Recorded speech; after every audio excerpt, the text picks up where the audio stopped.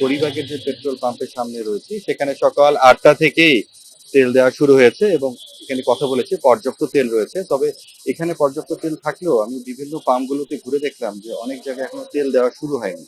অর্থাৎ ডিপো থেকে যে তেলগুলো আসতে কিছুটা দেরি হচ্ছে, এই কারণে অনেক পাম্পগুলোতে এখনো দেওয়া শুরু হয়নি। অর্থাৎ সে পাম্পগুলোর সামনে এখনো দীর্ঘ অপেক্ষায় রয়েছেন গ্রাহকরা। তবে আমি এখন যেখানে আছি, যেটি এই খবরে বললাম, এখানে কিন্তু পর্যাপ্ত তেল রয়েছে এবং তেল দেওয়া হচ্ছে। মূলত মোটর সাইকেলে দেওয়া হচ্ছে 5 লিটার তেল, প্রাইভেট কারে 10 লিটার, এবং আর একটু বড় যে গাড়িগুলো রয়েছে সেগুলো 20 লিটার তেল দেওয়া হচ্ছে।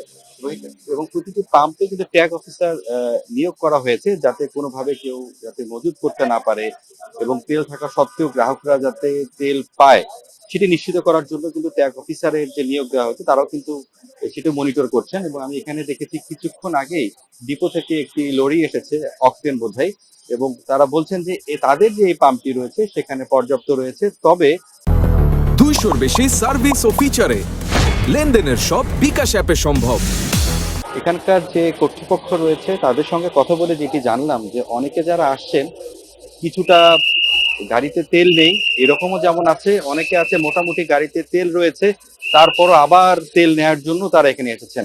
বলা হচ্ছে জনগণ যাতে আতঙ্কিত না হয়, সরকার থেকে বারবার আশ্বস্ত করা হচ্ছে যে সরকার সর্বোচ্চ চেষ্টা করছেন যে এই যে একটি পরিস্থিতি তৈরি হয়েছে, জ্বালানির যে একটি অভাব যেটি বিভিন্ন জায়গায় লক্ষ্য করা যাচ্ছে, সেটি যাতে স্বাভাবিক পর্যায়ে নিয়ে আসা যায়, এই জন্য কিন্তু সরকার সর্বোচ্চ চেষ্টা করছে।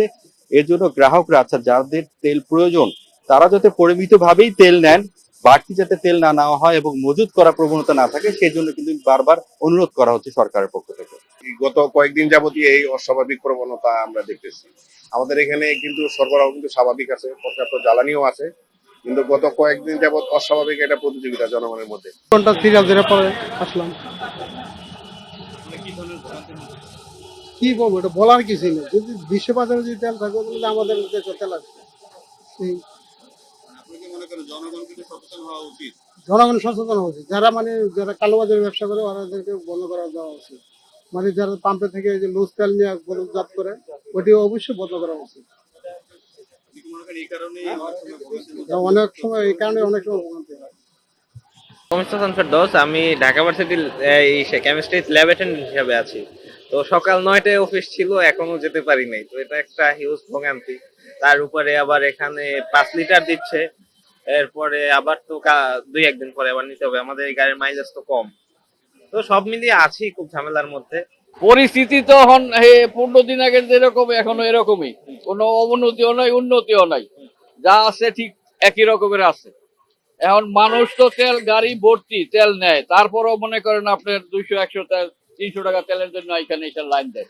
আসলে এগুলি তো অনেকে নিয়ে রাইখা দেয় রিজার্ভে, যার যতটুকু প্রয়োজন মনে করি যদি এতটুকু নিলে আর এই ক্রাইসিসটা বা এই লম্বা লাইনের প্রয়োজন ছিল না। এখন তো আমরা কি বুঝি কি মনে করে এটা বলতে পারতেছি না আসলে, ঠিক বুঝছেন। তেল আছে প্রায় মনে করেন 12 আনি গাড়ি থেকে তেল আছে, পরে হয়তো বললে 200, 250, 300 টাকার তেল ঢুকে, এর বেশি। তার মানে পরিমাণ 200-300 টাকার 500 টাকার তেল গাড়িতে আছে। এরপরও এরা নেয়, এদের পয়সাটা তেল নিবো না, আমরা তো বাজার কিছু না। সরকার যদি কোনো এই ধরনের কঠোর পদক্ষেপ নেয় যে যাদের গাড়িতে ফুল করা আছে এদেরকে তেল দেওয়া যাবে না, এটা সরকার যদি প্রশাসন দেখে তাইলে হয়তো কিছুটা কমানো সম্ভব। কি অবস্থা, সরবরাহ কেমন দেখছেন? জনগণের মাঝে কি মনে হচ্ছে যে একটু বাড়তি আতঙ্ক বেশি করে নেওয়ার প্রবণতা?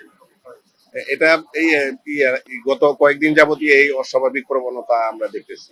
আমাদের এখানে কিন্তু সরবরাহ কিন্তু স্বাভাবিক আছে, পর্যাপ্ত জ্বালানিও আছে, কিন্তু গত কয়েকদিন যাবৎ অস্বাভাবিক একটা প্রতিযোগিতা জনগণের মধ্যে। প্রত্যেকটা ভেহিকেলে পর্যাপ্ত জ্বালানি থাকা সত্ত্বেও তারা আবার জ্বালানি দিয়ে আসতেছে।